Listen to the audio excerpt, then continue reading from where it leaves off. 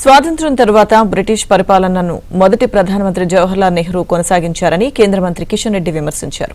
హైదరాబాద్లో సర్దార్ వల్లభాయ్ పటేల్ 150వ జయంతి ఉత్సవాల్లో కేంద్ర మంత్రి కిషన్ రెడ్డి పాల్గొన్నారు. బీజేపీ కార్యకర్తలు ప్రజలతో కలిసి యూనిటీ మార్చ్ చేశారు.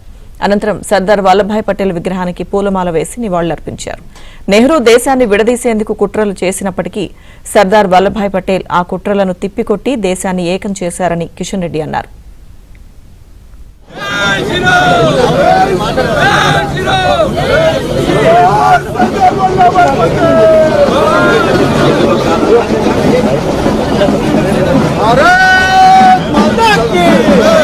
భారతదేశం సమైక్యంగా సమగ్రంగా ఉన్నట్లయితే ఒక శక్తిశాలి దేశంగా ఎదుగుతుందనేటువంటి దుర్మార్గపు ఆలోచనతో సుమారు 500 పైచిలకు చిన్న చిన్న రాజ్యాలను సంస్థానాలను స్వతంత్రంగా ఉండేటువంటి హక్కు అధికారం ఇచ్చి బ్రిటిష్ వాళ్ళు వెళ్ళడం జరిగింది.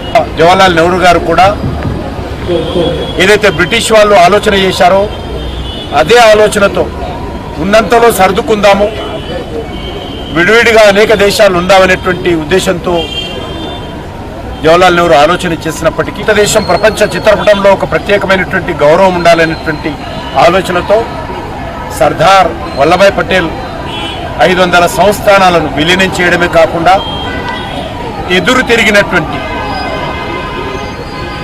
నిజాం లాంటి హైదరాబాద్ సంస్థానం మీద యుద్ధం ప్రకటించినటువంటి మహోన్నతమైనటువంటి పోరాట యోధుడు సర్దార్ వల్లభాయ్ పటేల్. ఇక తెలంగాణ ప్రజలు ఎవరినైనా మరవచ్చు, కానీ ఈ తెలంగాణ ప్రజలు సూర్య చంద్రులు ఉన్నంత వరకు కూడా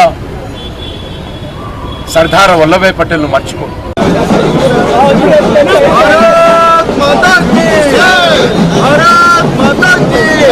సర్దార్ పటేల్